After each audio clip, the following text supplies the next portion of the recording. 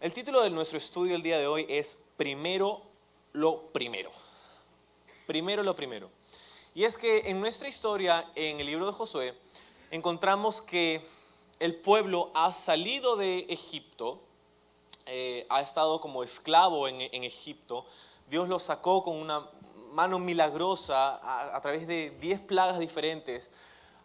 Y quien encabezaba esta revolución pues era Moisés, ¿no? Y Moisés guió al pueblo de Israel y a través de la increíble mano de Dios salieron de Egipto con destino a la tierra prometida, ¿no? O sea, la tierra prometida se conoce así porque es la promesa de Dios para su ancestro, su patriarca, que sería Abraham. Dios le prometió a Abraham una tierra, le dijo: yo voy a hacer de ti una nación. Yo voy a hacer de ti, voy a darte muchos descendientes, lo cual era irónico en ese tiempo, porque Abraham era una persona mayor que no tenía hijos. Y Dios le dice: yo voy a hacer de ti una nación. Y Dios lo cumplió. Lo segundo que Dios le dice a Abraham es que voy a darte una tierra. Y eso es lo que Dios está cumpliendo en este libro de Josué. Es su promesa a Abraham de darle a su pueblo una tierra. Y por eso se llama la tierra de la promesa o la tierra prometida. Y de hecho la tercera parte de la promesa de Abraham era ser de bendición para todas las familias de la tierra. Y esto sale del judaísmo y va a aplicarse a todos los seres humanos, ¿no? Y aquí vemos el corazón misionero de Dios, que no solamente está interesado en una etnia o en un grupo específico, sino está interesado en todos, ¿no? Y entonces, ahora han estado en el desierto, pero Dios ha escogido a Josué para que salgan de allí y puedan entrar a la tierra prometida. Toda esa generación que salió de Egipto ha muerto en el desierto, y de hecho han pasado 40 años en el desierto y no han visto la tierra prometida aún, sino hasta que viene Josué y Dios decide que ellos puedan entrar a la tierra prometida de una forma increíble. De hecho, estaban del lado este del río Jordán, en la parte norte del Mar Muerto, más o menos, para que te ubiques, y estaban al lado este. Y la cosa es que ahora estaban en el lado este, tenían que ingresar a la tierra prometida, la frontera este de la tierra que Dios le promete a Israel sería el río Jordán. Entonces ellos tendrían que cruzar esta frontera natural para entrar a la tierra prometida. El problema es que el río Jordán hubiera sido difícil, si no imposible, cruzar para ellos. Y uno dice: ¿cómo puede ser imposible cruzar un río, no? Especialmente el río Jordán. Cuando tú vas a Israel el día de hoy y ves el río Jordán, es como, ¿eso es todo? Como, ese es el río Jordán, ¿no? Y es que hoy día sí, es un riachuelo, pero en los días de Josué no era así. En los días de Josué era un río imponente. Específicamente en época de lluvia, el caudal del Jordán se extendía hasta por 1 kilómetro. Entonces, imagínate cruzar 1 kilómetro de agua, ¿no? Y un río, obviamente, que tiene fuerza, ¿no? Y eso sería imposible. Fue posible para 2 personas que eran los espías que fueron a Jericó, fueron y regresaron, pero otra cosa completamente distinta era cruzar con tu esposa, con tus hijos, con tus cosas, con tu tienda de campaña, con tu perrito, con todo, ¿no? O sea, sería imposible. Y eso quizás fue lo que les dio cierta tranquilidad a los que vivían allí en la tierra prometida, que eran los pueblos de Canaán.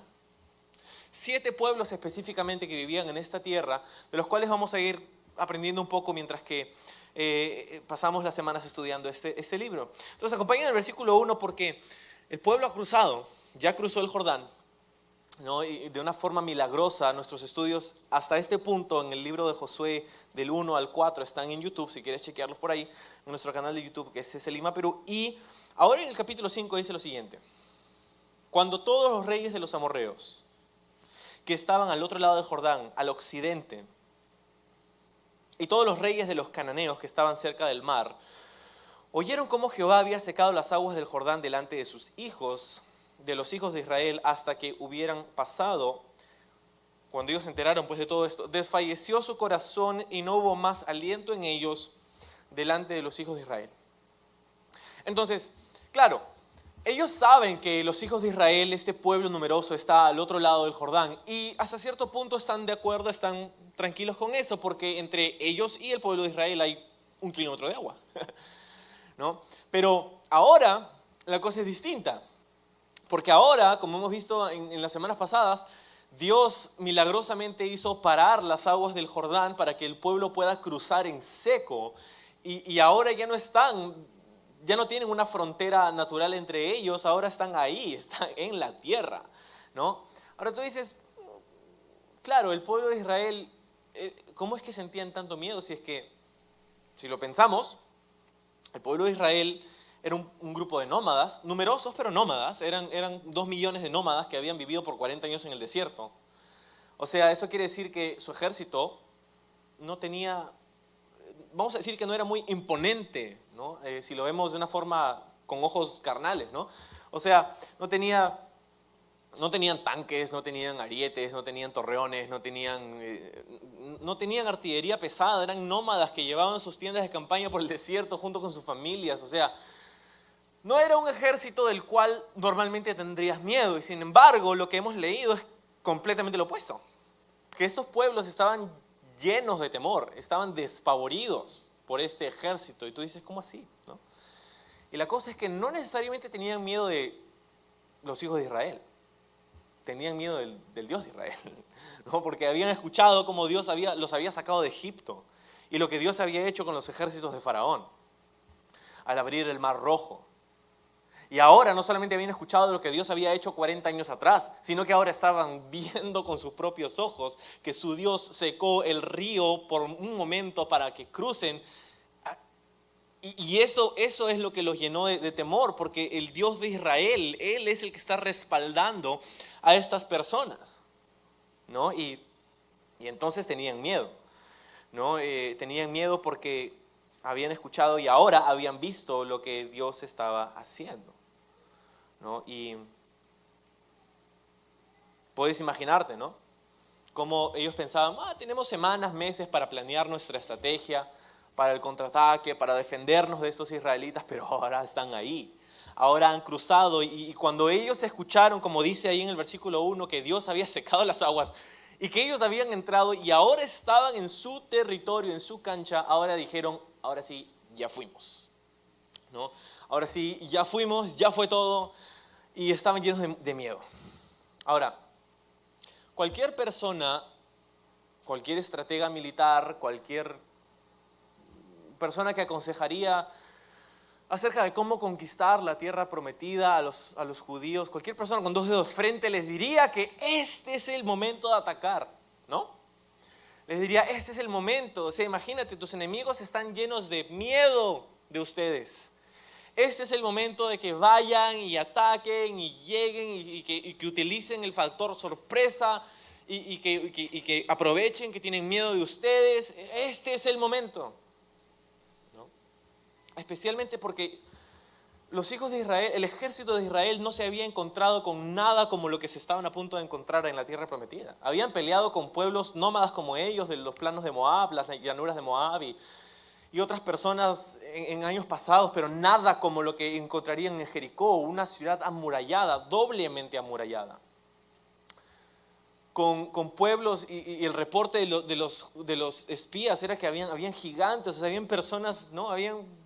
Sus ejércitos eran pura gente así como intimidante, ¿no? Y ellos no se habían encontrado algo así antes y sería algo completamente nuevo y bastante intimidante para ellos, para los de Israel. Entonces, claro, cualquier persona te diría, cuando vemos esta historia, es ahora el momento de atacar. Es ahora el momento de hacer batalla, es ahora el momento de hacer guerra porque tenemos que aprovechar este momento, ¿no? Y a veces nos sentimos nosotros así también, ¿no? A veces hay oportunidades que se presentan y hay cosas que pasan en la vida y decimos, este es el momento y tenemos que hacerlo y vamos y no queremos esperar no queremos perdernos esta gran oportunidad de lo que sea esa meta, ¿no? Pero de vez en cuando, así como con el pueblo de Israel, Dios tendría otro plan. Dios tendría un plan diferente. Porque el plan de Dios no era atacar en ese momento. Dios les va a dar un plan distinto que involucra, entre otras cosas, la espera. La espera. Y tú dices, pero ¿cómo puede ser si este es el momento? ¿Qué esperan? Dios va a tener un plan distinto, pues. ¿Y por qué? O sea, ¿por qué Dios va a pedir que su pueblo espere y que deje pasar esta gran oportunidad? Pues porque el pueblo debía aprender y nosotros debemos aprender una lección muy importante. Y es que no se trata del momento, no se trata de la circunstancia, no se trata del impulso, de la inercia, no se trata de la oportunidad, no se trata de la influencia, no se trata de lo que sea que podamos hallar en nuestro esfuerzo, en nuestro mérito. Se trata de la obra de Dios y lo que Él quiere hacer. Y si nosotros estamos sujetos a la obra que Dios quiere hacer, cuando Dios la quiere hacer. En otras palabras, necesitamos aprender a depender totalmente de Dios. Si es que vamos a vivir en la tierra prometida. Si es que vamos a vivir en la promesa de Dios. Ahora, tienes que acordarte que Dios le ha prometido a Josué y por consiguiente al resto del pueblo que Dios pues les iba a dar la victoria, ¿no? En el capítulo 1 leemos que Dios le promete a Josué y le dice: yo voy a hacer que todo lugar sobre el cual pusieres la planta de tu pie sea tuyo. Yo voy a darte el éxito, yo voy a hacer que poseas, que conquistes esta tierra. Dios le promete el éxito a Josué. Pero había una condición. Y la condición era esta. Dios le dice a Josué: solo asegúrate de obedecer mi palabra. Solo asegúrate de que este libro de la ley, esta palabra escrita, no sea parte de ti. Solo acuérdate de meditar en ella todos los días, de día y de noche, para que puedas hacer conforme a lo que está escrito. En otras palabras, la condición para la bendición era la obediencia. La condición para la bendición era la obediencia. Y específicamente la obediencia a su palabra escrita, a lo que Dios había hablado con Moisés y lo que él escribió en esas tablas de la ley. Es curioso, ¿no? Porque a veces queremos como que una nueva revelación, a veces queremos que Dios nos dé una palabra, que Dios nos... A veces hay gente que yo conozco, en mi experiencia como pastor, conozco y converso con personas que están buscando una palabra de dirección, un consejo de parte de Dios, y es fenomenal cuando buscamos el consejo de Dios, pero de vez en cuando me topo con personas que están buscando el consejo de Dios para hacer algo que Dios ya escribió en su palabra, ya dijo algo acerca de eso. Por ejemplo, personas que no sé, Señor, si debería perdonar a mi prójimo. Dame una señal, Señor. No sé, Señor, si debería servir a mi familia, si debería dar, no sé, si debería ponerte primero en mis finanzas, si debería... No sé. Entonces hay gente que pregunta y pide consejo y pide una revelación y una señal de parte de Dios para que le muestre su voluntad, cuando Dios probablemente mira desde el cielo y dice: ¿por qué te daría una nueva dirección y un nuevo consejo cuando no has obedecido lo que ya te dije? Y a veces sucede eso, y quizá la razón por la que quizá en algunos de ustedes Dios está en silencio ante tus oraciones no es porque Dios se haya olvidado o no quiera contestar tus oraciones, sino es porque Dios ya las contestó. Y Dios ya te dio dirección y ya te dio consejo, y Dios no te va a dar el paso segundo, el paso número 2 hasta que tomes el paso número 1. Entonces, ellos están ahí, al borde ya están en la tierra prometida. Están a punto ya es hora de conquistar la tierra. Y mira lo que Dios le dice a Josué en el versículo 2. En aquel tiempo, Jehová dijo a Josué: hazte cuchillos afilados. Sí, cuchillos afilados para matar a nuestros enemigos, para cortar sus gargantas, para conquistarlos. Y Dios le dice: hazte cuchillos afilados y vuelve a circuncidar la segunda vez a los hijos de Israel. Espérate, Señor, había un poco de interferencia, estaba pasando por un túnel. A ver, dime otra vez, Señor. ¿Que circuncides a quiénes? ¿No a nuestros enemigos? Como había sucedido. En el libro de Génesis, Simeón y Leví habían hecho esto para vengarse de un pueblo que tomó ventaja de una de sus hermanas y circuncidaron a través de una trama, de un engaño a este grupo de personas, y cuando estaban todos postrados, los atacaron y los mataron a filo de espada. Entonces, claro, circuncida, sí, cuchillos, circuncidamos a quien sea. Pero Dios dice a los hijos de Israel. ¿A quién? A los hijos de Israel. Sí, escuchaste bien, Josué, a los hijos de Israel. ¿De qué se trata todo esto? ¿De qué se trata todo esto? La circuncisión, claro, es súper incómodo hablar de esto porque es un tema que involucra algo muy vulnerable, muy íntimo. La circuncisión es un procedimiento quirúrgico que involucra el órgano reproductor masculino. Y entonces uno puede decir, pero ¿qué tiene que ver? ¿Qué rayos tiene que ver todo esto con conquistar la tierra prometida? Bueno, como vamos a ver en los próximos minutos, la circuncisión tenía más que ver con su corazón que con su cuerpo. Y no solamente eso, sino que antes de que el pueblo pueda conquistar la tierra prometida, Dios quería conquistar primero su corazón. La circuncisión, entonces, ¿de qué se trata todo esto? Bueno, en esos días era sumamente raro, ¿no? Era un procedimiento extraño, no era común. En nuestros días no es tan fuera del ordinario, es considerado un procedimiento médico de salubridad, de higiene personal y qué sé yo. Pero en esos días la circuncisión vino porque Dios hizo un pacto con su pueblo. En esos días todavía no había pueblo, un pacto con Abraham.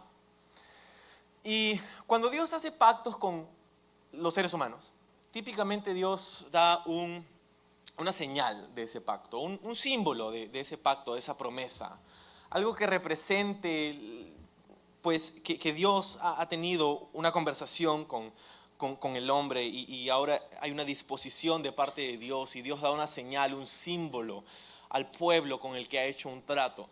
Para poner un ejemplo, ¿te acuerdas de Noé después del diluvio, no? Dios le dice a Noé, yo estoy haciendo un pacto contigo que nunca más voy a anegar o a hacer inundar toda la tierra, no lo voy a hacer más. Dios promete eso en el libro de Génesis a Noé, y como señal de su pacto, Dios pone un arco en el cielo, un arco iris. Y esa es la señal del pacto de Dios con Noé, que no iba a volver a inundar toda la tierra.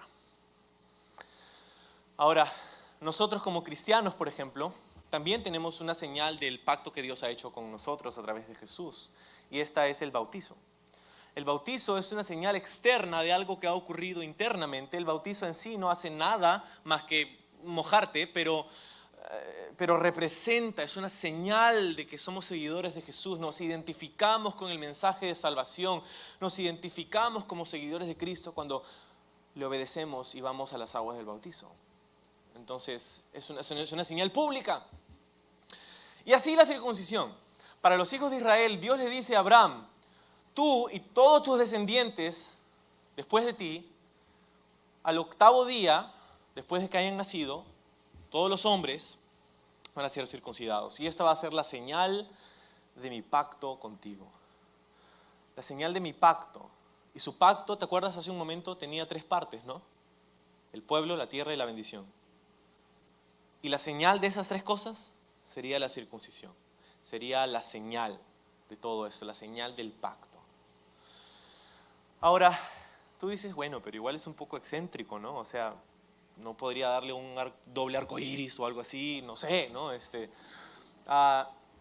Y la cosa es que sí, podría haber sido cualquier otra cosa, pero creo que Dios fue tan específico porque involucra algo tan íntimo y vulnerable, algo tan íntimo que esto haría que ellos aprendan de una forma muy personal que Dios quería gobernar incluso en las partes más íntimas de su vida. Y creo que eso es una lección que nosotros necesitamos conocer. Dios no debería ser solo el Dios del domingo por la mañana, donde venimos a la iglesia y levantamos nuestras manos. Dios debería ser el Dios del viernes por la noche y del lunes por la mañana cuando vamos al trabajo y de aquellos momentos donde estamos solos y donde nadie más nos ve, esos momentos donde somos quienes verdaderamente somos. Dios desea gobernar incluso en las partes más íntimas de tu vida. Y básicamente esa era la lección. Y esa era la señal de la circuncisión. Ahora, si llegamos al tiempo de Josué, ha sucedido algo. Todos aquellos que fueron a Egipto como esclavos y aquellos que nacieron en Egipto como esclavos seguían esta ordenanza y fueron circuncidados. Pero aquellos que vivieron y nacieron en el desierto, aquellos que nacieron durante esos 40 años, pues la generación que comanda Josué, sus padres no los habían circuncidado.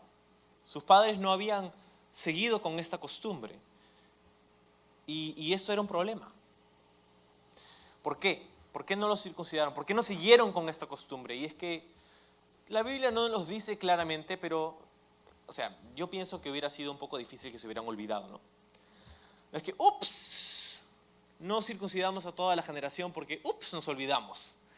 No creo que era eso, ¿verdad? Sino que probablemente era algo intencional, algún tipo de descuido o relajo. Esa generación que está en el desierto dice, bueno, estamos en el desierto, o sea, es incómodo, es difícil, es poco práctico, no tiene sentido, no es tan importante, estamos... Y un montón de excusas, ¿no? Sin embargo, habían sido desobedientes al mandato expreso de Dios. Habían sido desobedientes a algo que Dios había establecido. Y nos puede pasar lo mismo, ¿no? Nos puede pasar lo mismo. Escuché hace mucho tiempo algo que es muy cierto, ¿no? Que Dios puede perdonar todo pecado, pero no perdona ninguna excusa. Y muchas veces tenemos que tener cuidado porque nosotros podemos cometer ese mismo error. Cuando pecamos o llevamos un estilo de vida de pecado y en vez de arrepentirnos y confesarlo y dejar y apartarnos de eso, lo tratamos de justificar, ¿no? Siempre hay algo que podemos encontrar para tratar de sentirnos justificados porque hacemos algo que no es correcto. Ah, pero es que él me dijo. Ah, pero ella hizo eso. Ah, pero mira cómo es. Ah, pero... Y siempre podemos hacer esto que hizo desde el primer pecado Adán y Eva, ¿no? Cuando Dios confronta a Adán. ¿Qué hiciste, Adán? No, la mujer que tú me diste. Y Eva, la serpiente que tú creaste. Entonces siempre podemos encontrar una excusa, pero eso no es lo que Dios está buscando. Y eso no es lo que va a solucionar tu problema. Entonces, no habían circuncidado a sus hijos. Y ese era un gran problema, porque ahora estaban en la tierra prometida. Y vamos a leer el versículo 3. ¿Qué pasa? Y Josué dice... Se hizo cuchillos afilados y circuncidó a los hijos de Israel en el collado de Heralot. En un versículo muy corto se nos cuenta una historia sumamente dolorosa y embarazosa para los hijos de Israel.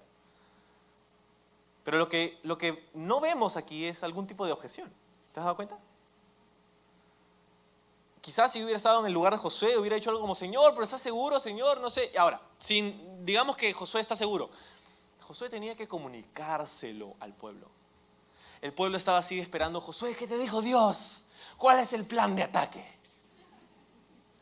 Y Josué dijo, sí, Dios me habló. ¿Qué te dijo? Que afilemos cuchillos. Ah, sí, afilemos cuchillos. ¿Para qué? Para circuncidarnos. Sus mandíbulas hasta el piso. ¡Puf! Espera, ¿qué? ¿Estás seguro, Josué? ¿Estás seguro que dijo circuncidar, no dijo otra cosa? No, sí, estoy seguro. Ok. Y no vemos objeción, me parece interesante porque creo que cuando Josué comparte esto con el pueblo, ellos sabían que estaban en rebelión, ellos sabían que estaban desobedeciendo y cuando Josué vino y les dijo, Dios me dijo que tenemos que circuncidarnos, ellos probablemente dijeron, sabíamos, sí sabíamos. ¿Cómo pasa contigo? Cuando Dios te habla acerca de un pecado en tu vida y te reprende y te exhorta, o viene alguien, Dios manda a una persona para hablarte acerca de una conducta que tuviste o acerca de un error que cometiste y si eres lo suficientemente honesto contigo mismo y con Dios, tú sabes cuando estás haciendo algo que no está bien. Y en este caso sucedió, y dice otra vez en el versículo 3, circuncidó a los hijos de Israel en el collado de Aralot. Ahora, algunas traducciones en algunas de sus Biblias van a decir Aralot significa algo muy interesante, significa literalmente la colina o la montaña de prepucios. Es lo que significa Aralot. Y puedes imaginarte por qué tuvo ese nombre, ¿no? Eran como 2 millones de personas.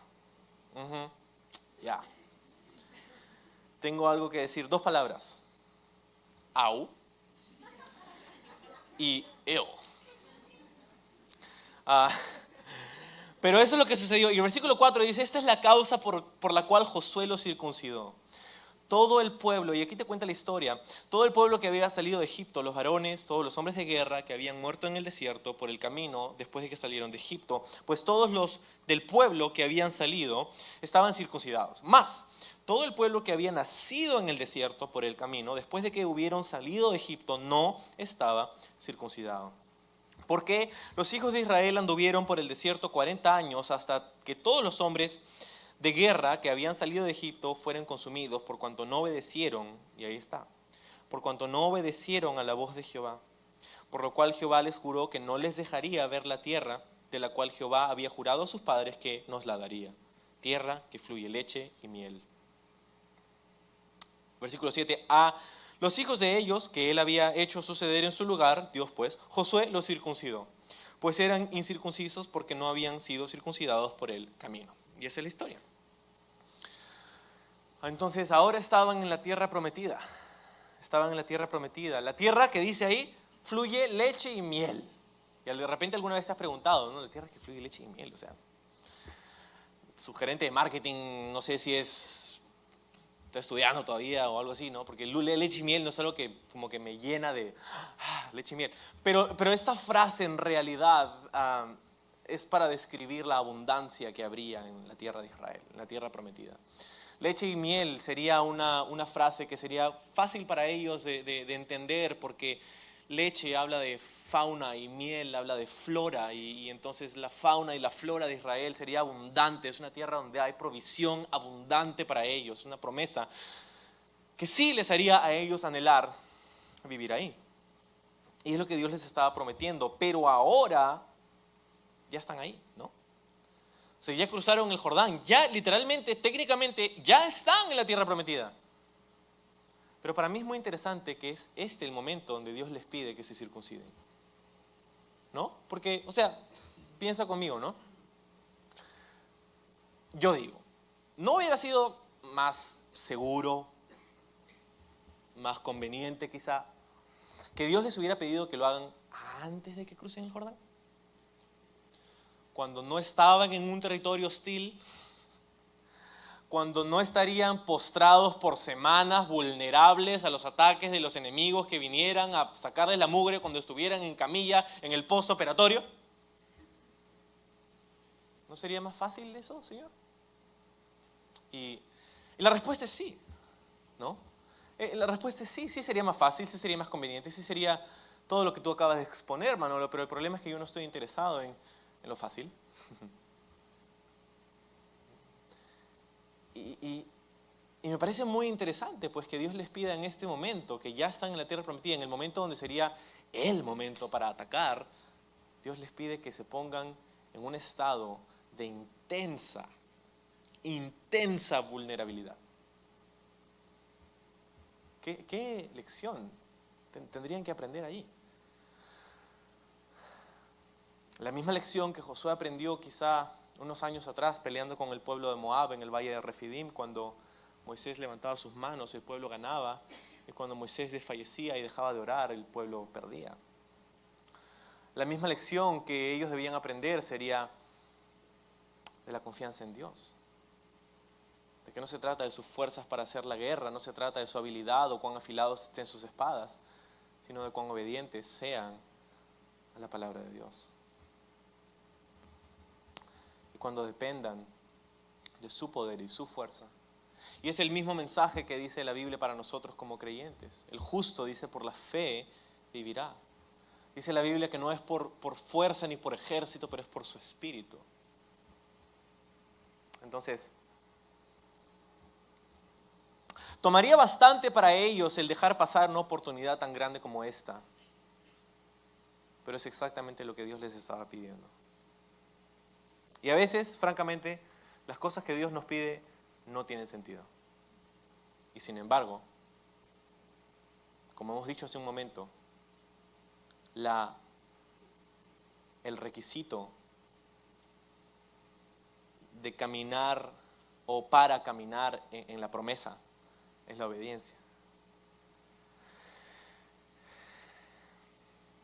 Pero quiero que notes algo. Quiero que notes el momento. Porque el momento es importante. Dios no les pidió, o por lo menos no les recalcó que lo hagan, que se circunciden, antes de cruzar, sino después. Una vez que sus pies estaban tocando y estaban firmes sobre la tierra de la promesa. Y no antes. O sea, lo que quiero que notes es que aquí vemos un principio de cómo Dios obra. La tierra prometida representa algo para nosotros. La tierra prometida representa una tierra abundante, una vida abundante que nosotros podemos tener en este lado de la eternidad. No representa el cielo. El cielo es nuestro destino a través de la fe en Jesucristo. Pero eso no es lo que representa la tierra prometida. Porque acuérdate que en la tierra prometida hay gigantes, hay peleas, hay muerte, hay pecado, hay todo. Eso no es lo que vamos a encontrar en el cielo. Pero la tierra prometida es una imagen de esta vida que Dios quiere que vivas. De esta promesa de vida abundante que tiene para ti. Una vida llena de paz, de gozo, de satisfacción, de sentido, de propósito. Una vida abundante, una vida plena. Esa es la tierra prometida. Ahora, observa que el requisito o el pedido de circuncisión, que ya estaba en la ley, no fue recalcado sino hasta que estuvieron en la tierra. ¿Por qué? Porque muchas veces es así como Dios actúa. Dios nos da algo que no merecemos y luego comienza a trabajar en aquellas áreas en nuestra vida que necesitan su intervención. Para hacerte más claro, Dios te acepta tal y como eres. Dios te recibe con los brazos abiertos. Dios te da de una manera incansable su amor, de una forma inagotable su gracia y su misericordia. Él te acepta tal y como eres, con tus pecados, con tus defectos, con tus fallas, con tus errores, con todo exactamente como tú eres, así como Dios te ha hecho, como tú te has hecho a través de tus propias decisiones. Así Dios te acepta y te ama y te extiende su gracia y te extiende su misericordia.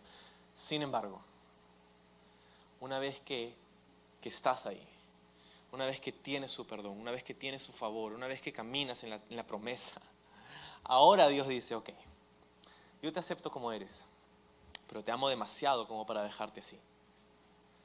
Y entonces es ahora, gracias a que tienes el favor de Dios, que tienes su amor, su gracia, su misericordia, que ahora Dios te dice, ok, ahora hay algunas cosas que quiero trabajar contigo. Hay algunas áreas en tu corazón que necesitan cambiar. Hay algunas cosas hay algunas decisiones, hay ciertas cosas. Y lo que te estoy diciendo es lo siguiente, que esto no lo hace Dios para que nosotros nos ganemos su agrado, nos ganemos su favor, sino que lo hacemos porque lo tenemos. Dios está interesado no solamente en sacar a su pueblo de Egipto, pero en sacar a Egipto de su pueblo. Y no sé si me sigues. Dios no solamente está interesado en que estés preservado de la influencia y la opresión de la corriente de este mundo y del pecado, sino que también está interesado en preservarte y restaurar tu corazón de la influencia que el mundo puede tener sobre ti. No solamente para que seas preservado de la ira y seas preservado del juicio, sino que seas preservado de la influencia que carcome de adentro hacia afuera del mundo y del pecado. No solamente sacar al pueblo de Egipto, sino también sacar a Egipto de su pueblo. Y eso es lo que Dios quiere hacer a través de la circuncisión, pues. Versículo 8 dice, cuando acabaron de circuncidar, toda la gente se quedaron en el mismo lugar, en el campamento, hasta que sanaron. Obviamente, un poco difícil moverse cuando estás en esa circunstancia. Y Jehová dijo a Josué: hoy he quitado de vosotros el oprobio de Egipto, por lo cual el nombre de aquel lugar fue llamado Gilgal hasta hoy. ¿Puedes decir conmigo Gilgal? Gilgal. ¿Qué significa Gilgal? Significa literalmente círculo. Círculo es lo que significa esa palabra en su raíz más simple. Y entonces hay un juego de palabras en hebreo que nos es difícil captar en español, pero cuando Dios dice aquí en este versículo 9, hoy he quitado de vosotros el oprobio de Egipto, en hebreo está diciendo literalmente, hoy he rodado de vosotros el oprobio de Egipto. Y por eso ese nombre Gilgal, de círculo, rodar. He rodado el oprobio de ustedes de Egipto. Y ese juego de palabras ahí. Gilgal es un nombre que no necesariamente es el nombre de una ciudad, el nombre propio de una ciudad como Lima o Huánuco o algo así. Es de hecho el nombre de un sitio, como cuando decimos el centro comercial, ¿no? Hay muchos centros comerciales, pero cuando vamos al centro comercial decimos el centro comercial, ¿no? O el hospital. Es un lugar físico donde vamos, pero hay muchos diferentes, ¿no? Igual Gilgal es una palabra así. Entonces no es que es la ciudad de Gilgal, sino es más o menos como el Gilgal. Es el lugar. Y este lugar que significa círculo, es el lugar donde acamparon y es el lugar que se convertiría en el centro de mando por los próximos años mientras conquistan la tierra prometida, y sería el mismo lugar donde hubieran llevado esas piedras que sacaron del Jordán, ¿te acuerdas? Esas piedrotas que hubieran llevado del río Jordán, las hubieran puesto ahí, probablemente en una forma de círculo, como un altar para Dios. Entonces, para cerrar el punto de la circuncisión, no tienes que voltear ahí, pero Deuteronomio 30, y eso es la ley, ¿ok? Eso es el libro de Moisés. Deuteronomio 36 dice lo siguiente: y circuncidará Jehová tu Dios tu corazón y el corazón de tu descendencia, para que ames a Jehová tu Dios con todo tu corazón y con toda tu alma, a fin de que vivas. Deuteronomio 36 es la clave para entenderlo. Porque aquí vemos que ya desde tan temprano como Deuteronomio, vemos que la circuncisión trataba más con el corazón del pueblo que con el cuerpo del pueblo. Dice: Dios circuncidará tu corazón para que ames a Jehová. Y es ahí donde la circuncisión entra a ser algo que nos interesa. Porque nosotros como cristianos no estamos bajo esa ley que debemos circuncidarnos si queremos ser parte del plan de Dios. No es así. La ley ritual fue cumplida en su totalidad por Cristo. Pero sin embargo la circuncisión sí tiene algo muy importante que enseñarnos. Porque la Biblia en el Nuevo Testamento nos dice que la circuncisión no solamente es la que se hace con manos, sino la que Dios hace en nuestro corazón.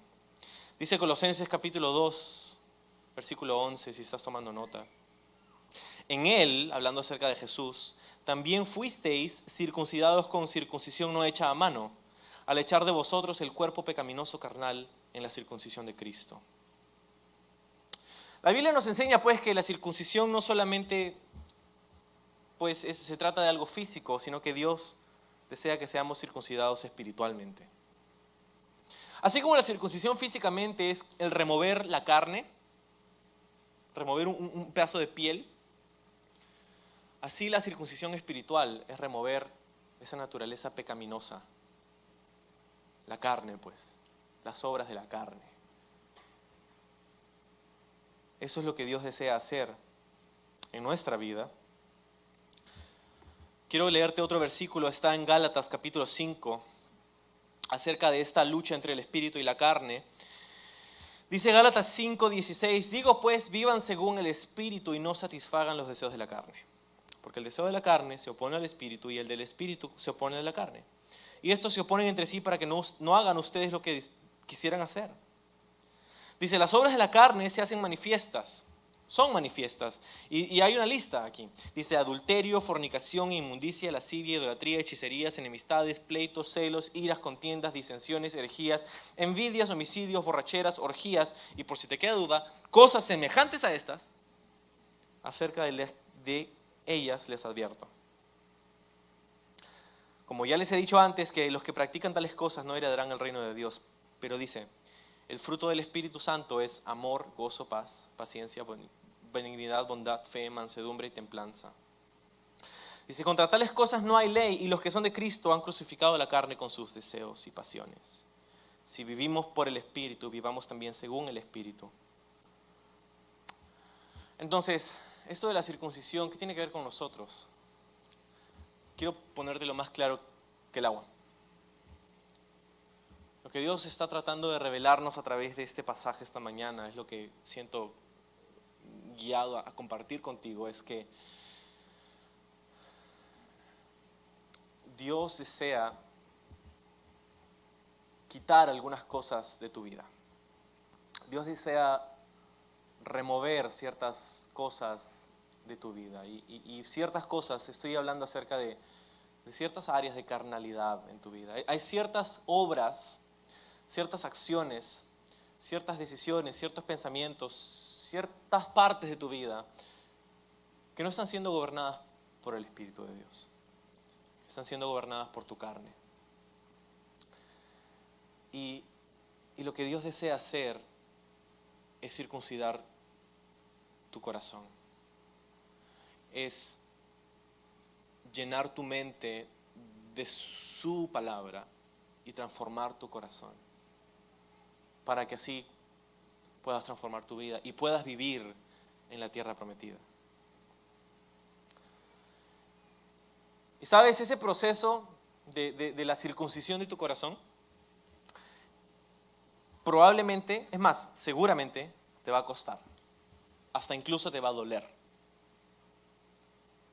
pero va a ser necesario si deseas alcanzar todo lo que Dios tiene para ti en esta vida.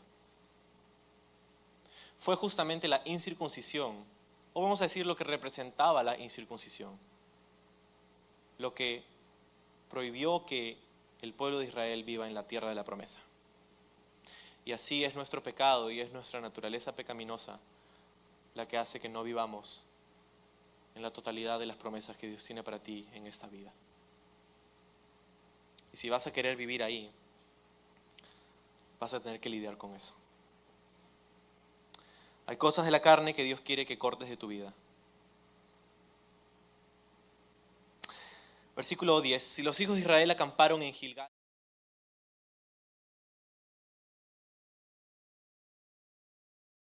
el día de la Pascua comieron el fruto de la tierra, los panes sin levadura, y en el mismo día espigas nuevas tostadas. Y el maná cesó el día siguiente, desde que comenzaron a comer del fruto de la tierra. Y los hijos de Israel nunca más tuvieron maná, sino que comieron de los frutos de la tierra de Canaán aquel año. Entonces, ahora no solamente han circuncidado a sus hombres, pero ahora están celebrando la Pascua. Un dato curioso, esta sería la tercera vez que el pueblo celebra la Pascua como nación. La tercera vez. Lo que es curioso porque Dios había determinado que la Pascua se celebre todos los años. La primera vez que celebraron la Pascua fue la Pascua. La primera Pascua fue cuando estaban en Egipto y Dios les manda que maten el cordero y que pongan la sangre con ese arbusto de hisopo y lo pongan en sus postes y en las puertas, y eso es lo que fue la gota que derramó el vaso para que ellos puedan salir de Egipto. Ahora, esa fue la primera Pascua. La segunda Pascua fue la que celebraron un año después. Exactamente un año después de haber salido de Egipto, celebraron la Pascua otra vez.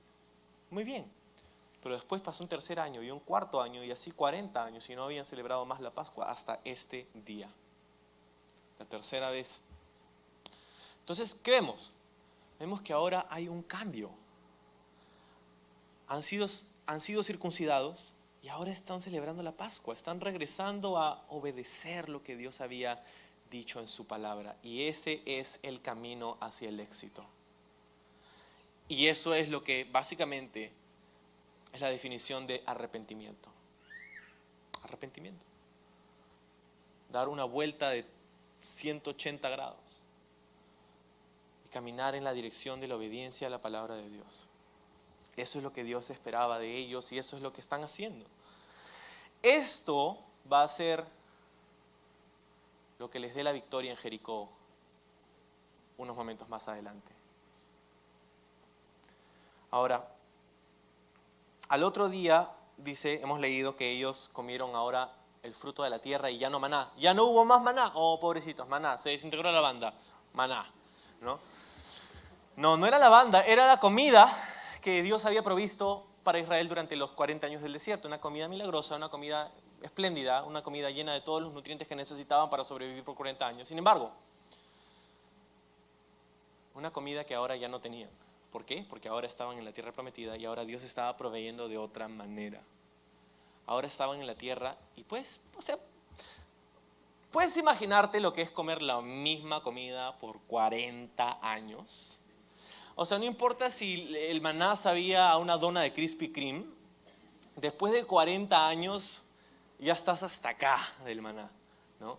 Habían agotado todas las opciones de cómo hacer maná. Maná en estofado, maná en postre, maná en torta, maná en queque, maná en pan, maná en batido, maná en milkshake. O sea, todas las opciones ya estaban exhaustas.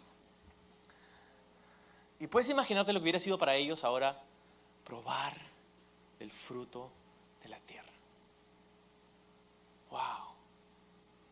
Ahora están ahí, ahora están siendo alimentados por Dios. Como antes, pero de forma distinta. Ahora están probando aquello que sería como que la muestra o un adelanto de lo que iban a experimentar los años siguientes. Y dice, el maná cesó. Y así es la provisión de Dios. La provisión de Dios siempre es fiel. ¿Cuántos dicen amén? La provisión de Dios siempre es fiel, pero no siempre se ve igual. Y entonces tenemos que estar ahí caminando con el Señor. Me acuerdo del profeta Elías, por ejemplo, que Dios lo manda a un lugar, lo manda a otro, lo manda junto a un río para que tome agua, manda un par de aves para que le lleven unas Big Mac una vez al día, ¿no? O 2 veces al día, y de pronto las aves ya no vienen, y pobrecito Elías, ¿no? Porque ya se había hecho como que familiar con las aves, ¿no? Como ya tenían nombres, ¿no? Pepito y Pablito, y las aves venían y ya no le traían Big Macs y el río se secó. Y cuando se seca el río, Dios le dice a Elías, ahora quiero que vayas a Sarepta, quiero que vayas ahí, porque hay una mujer, una viuda, con quien he hablado para que te dé alimento. Y Elías va y se encuentra con esta mujer, y esta mujer tenía un hijo, era viuda y estaba a punto de morir, tenía solamente una última comida y se iba a morir.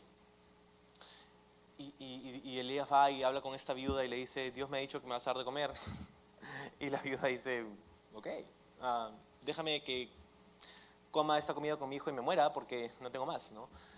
Y sin embargo esta mujer obedece a lo que Dios había puesto en su corazón, y de lo poco que tenía, literalmente lo último que tenía, le dio a Elías como si estuviera dando a Dios. Y hubo una provisión fiel y no se acabó el aceite y la harina por muchos días, de una forma milagrosa. La provisión de Dios, pues, siempre es fiel, pero no siempre es igual. Tenemos que ser atentos, estar atentos a la voz del Espíritu de Dios. Entonces, versículo 13. Estando Josué cerca de Jericó, alzó sus ojos y vio un varón que estaba delante de él, el cual tenía una espada desenvainada en su mano. Problemas. Josué estaba caminando por ahí un día, ¿no? Y de pronto ve a un hombre que tenía una espada desenvainada, o sea, listo para atacar, ¿no? Y Josué, para su crédito, dice versículo 13, la mitad, yendo hacia él, le dijo, ¿eres de los nuestros o de nuestros enemigos? Eso nos muestra un poco el carácter de Josué, ¿no? Yo que Josué hubiera salido corriendo. Pero él estaba ahí y va y se acerca a él y le dice, ¿eres de los nuestros o de nuestros enemigos? Así como que, ¿no? Para tratar de intimidar, ¿no? Y la respuesta fue muy chistosa. Él respondió, no. Espérate, eso no es lo que te pregunté. Te pregunté A o B. Y su respuesta es no. Es como, ¿quieres comer pizza o hamburguesa? No. ¿Ok? Pero dice, mas como el príncipe del ejército de Jehová he venido ahora. Entonces Josué, postrándose sobre su rostro en tierra, mira la reacción, dice, ¿qué? Adoró y le dijo, ¿qué dice mi quién? Señor a su siervo. Y el príncipe del ejército de Jehová respondió a Josué, y le dijo: quita el calzado de tus pies, porque el lugar donde estás es santo. Y así Josué lo hizo. Palabras muy familiares, ¿no? Palabras quizá hasta textualmente que dijo Dios a Moisés desde esa zarza ardiente. ¿Quién es este hombre misterioso con una espada desenvainada? Bueno, muchos teólogos están de acuerdo, y yo estoy de acuerdo, aunque no soy teólogo, de que esta es una aparición previa de Jesús. Una aparición previa a su encarnación en Belén. Es Jesucristo, piensan muchos eruditos y teólogos estudiosos de la Biblia. Esto es lo que han llamado en la teología una teofanía o una cristofanía, una aparición previa de Jesús antes de su encarnación en el Antiguo Testamento. Y hay un par de lugares en la Biblia donde sucede esto. Este es uno de ellos, el príncipe del ejército de Jehová. ¿Por qué pensamos que es Jesús y no, por ejemplo, el arcángel Miguel? Que en el libro de Daniel se presenta también como uno de los príncipes de Dios, ¿no? ¿Por qué no es el arcángel Miguel? Creo porque, número uno, si hubiera sido un ángel, vamos a pensar que es un ángel, la reacción de Josué fue adorarlo. Y si hubiera sido un ángel de Dios, como ha sucedido en otros momentos en la Biblia, cuando Daniel, cuando Juan se postraban en el libro de Apocalipsis ante los ángeles majestuosos de Dios, estos al toque le decían: ¿qué estás haciendo? ¡Párate! No me adores a mí, adora a Dios. Y eso no es lo que sucede, ¿verdad? Este ser, este hombre, le dice: quita el calzado de tus pies porque ese lugar es santo. En otras palabras, está recibiendo adoración. Está recibiendo adoración. Y número dos, se presenta como el príncipe de los ejércitos de Jehová. ¿Cuáles son los ejércitos de Jehová? Los ángeles, no la ciudad. La comunidad angelical de seres que Dios ha creado. Esos son los ejércitos de Jehová, los ángeles de Dios. Este es el príncipe. En otra traducción dice el comandante, el general de los ejércitos de Jehová. En otras palabras, aquel que comanda las legiones de ángeles de Dios. Okay. En Mateo capítulo 26, estaban Jesús con sus discípulos en el jardín de Getsemaní, y de pronto vienen para arrestar a Jesús, y Pedro agarra su espada como un gran machazo que era, y agarra y le da un machetazo con su espada a quizá uno de los hombres más patéticos que estaban ahí, el servidor del sumo sacerdote, un hombre que probablemente no tenía un arma, y le corta la oreja. Oh, qué Pedro, qué macho Pedro, ¿no? Mala puntería, porque probablemente apuntó a su cabeza y le dio en la oreja, y Dios, Jesús le dice: Pedro, no es lo que te he llamado a hacer, no quiero que hagas eso, no vivas por la espada, porque si vives por la espada morirás por la espada. Pedro, ¿no sabes que si yo quiero, podría mandar en este mismo instante y como 12 legiones de ángeles estarían a mi disposición? Espera, Jesús estaba diciéndole a Pedro que él tenía potestad para comandar a las legiones de ángeles de Dios. Y es exactamente así como se presenta esta persona, diciendo: yo soy el príncipe de los ejércitos de Jehová. Y si te quedaba duda, puedes anotar Zacarías 14, versículos del 1 al 4, léelo en tu propio tiempo. Hay una referencia allí a la segunda venida de Cristo. Y dice que vendrá como aquel que hace guerra por su pueblo, comandando a los ejércitos de Dios, como lo hizo en el día de la batalla, dice. Y no hay ningún otro día de la batalla en el que Dios mismo haya intervenido por su pueblo, sino aquí en el libro de Josué. Entonces, para terminar te digo lo siguiente. No se trata de que si Dios está de nuestro lado, se trata si nosotros estamos del lado de Dios. Es como que Josué le dice a Jesús, Yeshua le dice a Yeshua, el nombre es el mismo: ¿estás de nuestro lado? ¿Eres amigo o enemigo? Y Jesús le dice: no estoy interesado en eso. No estoy interesado en bandos. Estoy interesado en ti. Y si tú estás de mi lado. Mucho del cristianismo moderno del día de hoy que se presenta es como: Dios es por ti, y Dios y tú, y Dios está contigo, y tú puedes hacer todo en Cristo. Sí, sí, ya, pero no se trata de que Dios está contigo y es para ti como si fuera tu genio en la botella. Se trata de que Dios es el Todopoderoso y si tú estás sometido a Él, tú vas a estar bien. Entonces, ¿qué nos enseña este capítulo? Nos enseña que antes de conquistar la tierra, Dios quería conquistar su corazón. Y nos enseña que la victoria pública, como la que van a experimentar en Jericó, es el resultado de la devoción privada. La victoria pública es el resultado de la devoción privada. Tienes este momento íntimo de adoración entre Josué y Jesús. Y está postrado ahí Josué delante de Jesús, adorándolo. Y esto es, pues, lo que desencadena su éxito y su victoria. Y esto es lo mismo que va a suceder en tu vida si es que tú haces lo mismo.